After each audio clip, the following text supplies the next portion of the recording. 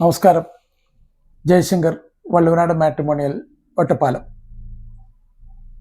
ഇന്ന് പറയാൻ പോകുന്ന ആൺകുട്ടി രതീഷ്, മകം നക്ഷത്രം, 32 വയസ്സ്, 171 centimetre height, 70 kg weight, MBA finance ആണ് ഹയസ്റ്റ് ക്വാളിഫിക്കേഷൻ. ബ്രാഞ്ച് മാനേജറായിട്ട് ഒരു മൾട്ടി സ്റ്റേറ്റ് കോപ്പറേറ്റീവ് സൊസൈറ്റി ലിമിറ്റഡിൽ വർക്ക് ചെയ്യുന്നു. അച്ഛൻ ഇ രാമചന്ദ്രൻ റിട്ടയർഡ് ആണ്. Sarojini Amma retired government teacher. Ramya സിസ്റ്ററാണ്, അവരും ഗവൺമെൻറ് ടീച്ചറാണ്. പുത്തൻചിറ തൃശ്ശൂരാണ് ഇവർ സെറ്റിൽ ചെയ്തിരിക്കുന്നത്. അപ്പോൾ ഒരിക്കൽ കൂടെ രതീഷിനെ കുറിച്ച് ഞാൻ പറയാം. രതീഷ്, മകൻ നക്ഷത്രം, 32 വയസ്സ്, 171 centimetre height, 70 kg weight, MBA finance ആണ് ഹയസ്റ്റ് ക്വാളിഫിക്കേഷൻ.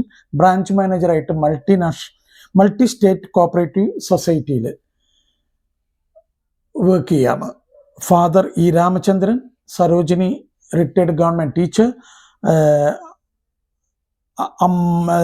സിസ്റ്റർ രമ്യ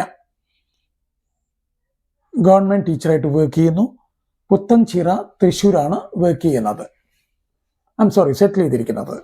അപ്പോൾ ആർക്കെങ്കിലും താല്പര്യമുണ്ടെങ്കിൽ തീർച്ചയായിട്ടും വള്ളുവനാട് മാട്രിമോണിയലായിട്ട് ബന്ധപ്പെട്ട് കഴിഞ്ഞാൽ രതീഷിനെ കുറിച്ചിട്ടുള്ള മുഴുവൻ ഡീറ്റെയിലുകളും ഞാൻ തരുന്നതായിരിക്കും.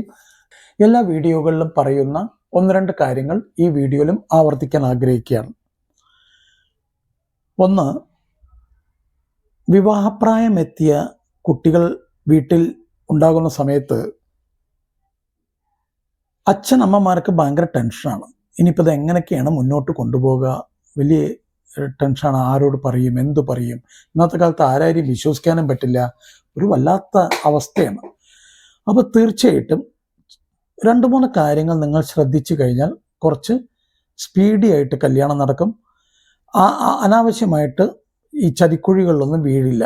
അപ്പോൾ അതുകൊണ്ട് നിങ്ങൾ ഈ പോയിന്റുകളൊന്ന് കൃത്യമായിട്ട് മനസ്സിലാക്കുക. ഒന്ന്, വിവാഹപ്രായം എത്തിയ കുട്ടിയുമായി അച്ഛനമ്മമാർ തീർച്ചയായിട്ടും ഒന്ന് വിവാഹ സംബന്ധമായിട്ടുള്ള കാര്യങ്ങൾ സംസാരിക്കുക. ആ കുട്ടിക്ക് പല അഭിപ്രായങ്ങളും പറയാറുണ്ടാകും.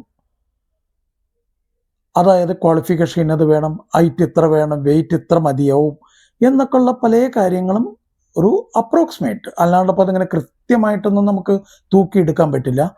എന്നാലും അറിഞ്ഞിരിക്കണം അച്ഛനമ്മമാർ എന്തൊക്കെയാണ് ഈ കുട്ടിയുടെ റിക്വയർമെൻറ്റ്. പലർക്കും ലൊക്കേഷൻ വരെ പറയും, ഇന്ന ലൊക്കേഷൻ ആണെങ്കിൽ വളരെ നന്നായിരുന്നു എന്നൊക്കെ പറയും. അപ്പോൾ അത് ശ്രദ്ധിക്കണം. അതിനനുസരിച്ചിട്ട് വേണം നിങ്ങൾ പ്രൊഫൈലുകൾ നോക്കാൻ.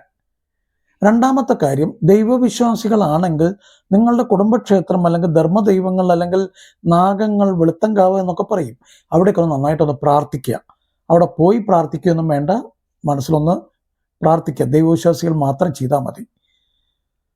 അതിനുശേഷം പ്രൊഫൈൽ ഉണ്ടാക്കുക. ഈ പ്രൊഫൈൽ ഉണ്ടാക്കുന്ന സമയത്ത് വളരെ കൃത്യമായിട്ട് ഉണ്ടാക്കണം.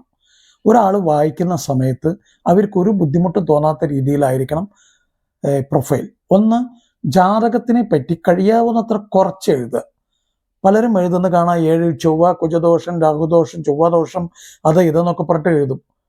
ഉണ്ടാകാം, ഇല്ലയെന്ന് ഞാൻ പറയുന്നില്ല. പക്ഷെ അതൊന്നും എഴുതി പിടിപ്പിക്കേണ്ട. അതിൽ എല്ലാവരും ജാതകം നോക്കുന്ന ആൾക്കാരാണ്. ജാതകം നോക്കിക്കോട്ടെ, പണിക്കരെ ജോത്സ്യനെ കൊണ്ടുപോയി നോക്കട്ടെ. ജോത്സ്യനെ കണ്ട് നോക്കി ഉറപ്പ് വരുത്തിയതിന് ശേഷം മാത്രമേ നമ്മൾ ഇതൊക്കെ പറയാവൂ. അല്ലാതെ നമ്മളായിട്ടൊരു മുൻവിധി നടത്താൻ പാടില്ല, എന്നും പ്രൊഫൈൽ എഴുതാനും പാടില്ല. അപ്പോൾ ജാതകം അത്. രണ്ടാമത്തെ കാര്യം, എഡ്യൂക്കേഷൻ. പലരും കാണാം BTech, MTech എന്ന് എഴുതിയിട്ടുണ്ടാവും. എവിടെ നിന്നാണ് പാസ്സായിരിക്കുന്നത്, ഏത് വർഷമായിരുന്നു എന്നോ ഒന്നും കാട്ടിയിട്ടുണ്ടാവില്ല. പലപ്പോഴും IIT ചെന്നൈയിൽ നിന്ന് പാസ്സായിട്ടുണ്ടാവാം, ചിലപ്പോൾ NIT കോഴിക്കോട് നിന്നായിരിക്കാം, ചിലപ്പോൾ നമ്മുടെ തൊട്ടടുത്തുള്ള കോളേജുകളായിരിക്കാം. ഏതോ ആവട്ടെ, ആ കോളേജുകൾക്കൊക്കെ ഒരു വിലയുണ്ട്. ആ വില നമ്മൾ മനസ്സിലാക്കണം. ആ എഡ്യൂക്കേഷൻ ഇൻസ്റ്റിറ്റ്യൂഷൻ്റെ പേര് കൃത്യമായിട്ട് എഴുതണം. അടുത്തത്, ജോലി. എവിടെയാണ് ജോലി ചെയ്യുന്നത്, ഏതാണ് സ്ഥാപനം, എത്ര രൂപ ശമ്പളം, അവർക്ക് CTC എത്രയാണെന്നുള്ളത് കാട്ടണം. അല്ലാണ്ട് ടേക്ക് ഹോം സാലറി അല്ല കാട്ടേണ്ടത്, കൃത്യമായിട്ട് CTC തന്നെ കാട്ടണം. കമ്പനിയുടെ പേര് കാട്ടണം, എന്താണ് അവിടുത്തെ ഡെസിഗ്നേഷൻ എന്ന് കാട്ടണം. ഇതെല്ലാം കാട്ടിക്കഴിയുമ്പോൾ ഏകദേശം ഒരാൾക്ക് കൃത്യമായിട്ട് മനസ്സിലാക്കാൻ പറ്റും. നന്നായിട്ടുണ്ട് പ്രൊഫൈല്. എക്സാഗ്രേറ്റ് ചെയ്തിട്ട് മക്കളെ പറ്റി വലിയ ഇതൊന്നും എഴുതേണ്ട കാര്യമില്ല. അതൊക്കെ കുറച്ച് എഴുതുക. കാരണം അത് വായിക്കുന്നവർക്ക് വളരെ അത്സരപ്പെടുത്തുന്ന രീതിയിലാവരുത്.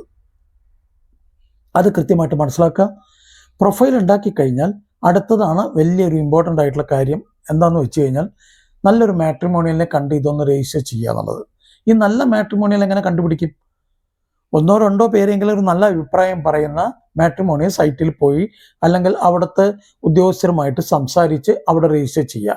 രജിസ്റ്റർ ചെയ്യുന്ന സമയത്ത് കൃത്യമായിട്ട് ചോദിച്ച് മനസ്സിലാക്കണം, എത്ര രൂപയാണ് നിങ്ങളുടെ ടേംസ് ആൻഡ് കണ്ടീഷൻസ് എന്തൊക്കെയാണ്, കല്യാണം ശരിയായി കഴിഞ്ഞാൽ എത്ര രൂപ വാങ്ങിക്കും, ഓരോ പ്രൊഫൈൽ അയക്കുമ്പോൾ സെപ്പറേറ്റ് പൈസ ഉണ്ടോ, എന്തൊക്കെയാണ് ഏതൊക്കെ എല്ലാം കൃത്യമായിട്ട്. കാരണം ഈ വിവാഹത്തിൻ്റെ ഓരോ സ്റ്റെപ്പുകളും നിങ്ങൾ മനസ്സിലാക്കേണ്ടത് ഒരിക്കലും ഒരു വഴക്കോ ബഹളമോ ഉണ്ടാവാൻ പാടില്ല.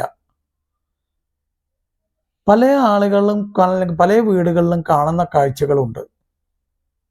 ഭക്ഷണം ഉണ്ടാക്കുന്ന ആൾ വിട്ട് ഫുൾ പൈസ കൊടുക്കില്ല, ഡെക്കറേഷൻകാരന് ഫുൾ പൈസ കൊടുക്കില്ല, അവസാനം അവരൊക്കെ ആയിട്ടൊരു വഴക്ക് ബഹളം. അങ്ങനെയൊന്നും ചെയ്യേണ്ട ഒരു കാര്യമുണ്ട് എനിക്ക് തോന്നുന്നില്ല. നേരത്തെ തങ്ങൾ പറഞ്ഞ് കൃത്യമായിട്ട് കാര്യങ്ങൾ പറഞ്ഞ കുറച്ച് ഏറ്റക്കുറച്ചിലൊക്കെ എല്ലാ മനുഷ്യർക്കും പറ്റും. അതുമ്പിൽ കുറെ പൈസ കുറയ്ക്കുക, അതൊന്നും ചെയ്യേണ്ട ഒരു കാര്യമില്ല. കാരണം വേണമെന്ന് വെച്ച് നിങ്ങളുടെ മക്കളുടെ വിവാഹം മോശമാവണമെന്ന് വിചാരിച്ചിട്ട് ഒരിക്കലും ചെയ്യില്ല. അപ്പോൾ കഴിയാവുന്നത്ര അവരെയൊക്കെ ഒരു 10 രൂപ ചിലപ്പോൾ കൂടിയെന്ന് വരാം കൊടുക്കുക. കാരണം ഇതിലൊന്നും ദാരിദ്ര്യം കാട്ടിയിട്ട് ഒരു കാര്യം ഉണ്ടെന്ന് തോന്നിയിട്ടില്ല. അങ്ങനെയൊക്കെ ഒന്ന് ചെയ്യുക. എല്ലാ കാര്യങ്ങളും ഭംഗിയായിട്ട് സംസാരിക്കുക. ഇതൊക്കെ ഒന്ന്. അപ്പോൾ ഈ പ്രൊഫൈലെ കാര്യങ്ങളൊക്കെ ആയി കഴിഞ്ഞ് നമ്മൾ രജിസ്റ്റർ ചെയ്യുന്നു. രജിസ്റ്റർ ചെയ്തതിന് ശേഷം നിങ്ങൾക്ക് പ്രൊഫൈലുകൾ വരാൻ തുടങ്ങും. പ്രൊഫൈലുകൾ വന്നു കഴിഞ്ഞാൽ കുട്ടികൾക്ക് കാട്ടിക്കൊടുക്കുക. ഈ പ്രൊഫൈൽ ഓക്കെ ആണോ, ഫോട്ടോ കാട്ടിക്കൊടുക്കുക, ഹോറോസ്കോപ്പ് കാട്ടിക്കൊടുക്കുക. ഹോറോസ്കോപ്പ് കുട്ടികൾക്ക് കാട്ടിക്കൊടുത്തോണ്ട് വലിയ പ്രയോജനമൊന്നുമില്ല. മറിച്ച് ഫോട്ടോ കാര്യങ്ങളൊക്കെ ഒന്ന് കാട്ടിക്കൊടുക്കുക. ഫോട്ടോ കാട്ടിക്കൊടുത്ത് കഴിഞ്ഞാൽ കുട്ടികൾ പറയും ഓക്കെ പ്രൊസീഡ് ചെയ്തോളൂ, എനിക്കിഷ്ടപ്പെട്ടു.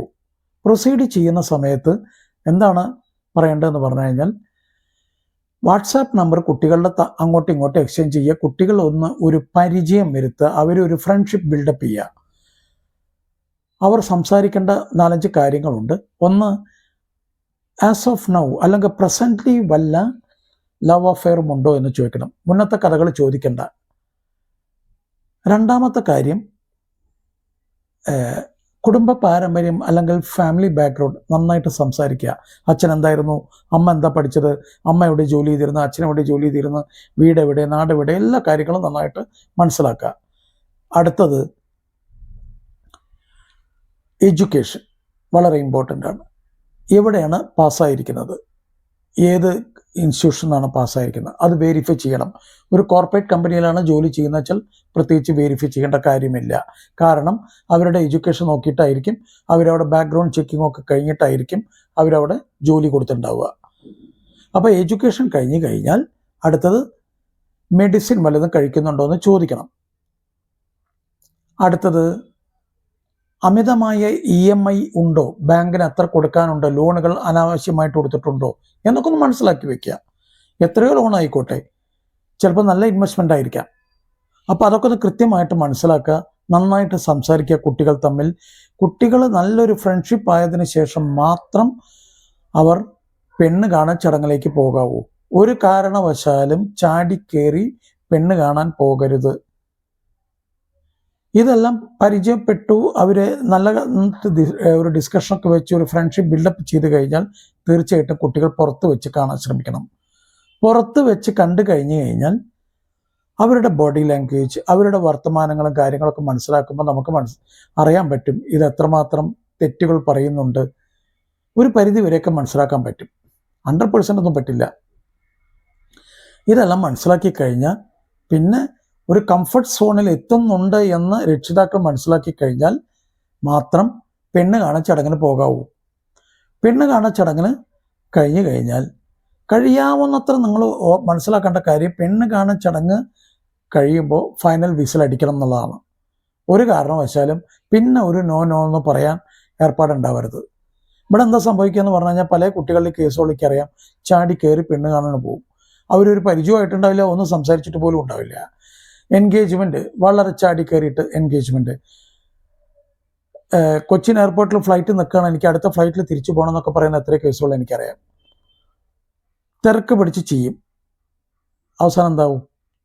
എൻഗേജ്മെന്റ് കഴിഞ്ഞു, വേണ്ട വെച്ചു. ഇനി കഷ്ടകാലത്തിന് കല്യാണം കഴിഞ്ഞാണ്ടല്ലോ മാക്സിമം 1 മാസം, അത് കഴിയുമ്പോഴേക്കും കുടുംബ കോടതിയിലേക്ക് എത്തും ഇതൊക്കെ. അതുകൊണ്ട് സുഹൃത്തുക്കളെ, ഒരു കാരണവശാലും തിരക്ക് പിടിച്ച് ചെയ്യരുത്. എത്ര തിരക്ക് പിടിച്ച് വരുന്നവരോ അവരോട് പോയിക്കൊള്ളാൻ പറയുക, തിരക്കില്ലാത്ത സമയത്ത് വരാൻ പറയുക. അപ്പം ഇത്രയൊക്കെയാണ് എനിക്ക് പറയാനുള്ളത്. ഇതൊക്കെ ഫോളോ ചെയ്ത് കഴിഞ്ഞാൽ ഞാൻ മനസ്സിലാക്കുന്നത് കുട്ടികളുടെ ദാമ്പത്യ ജീവിതം, അച്ഛനമ്മമാരുടെ റിട്ടയർഡ് ലൈഫ് വളരെ സ്വസ്ഥമായിട്ട് കഴിയുന്ന ഒരു കാഴ്ചയാണ് കാണുന്നത്. അപ്പം എല്ലാവർക്കും മംഗളാശംസകൾ. നന്ദി, നമസ്കാരം. ജയശങ്കർ, വള്ളുവനാട് മാട്രിമോണിയൽ, ഒറ്റപ്പാലം.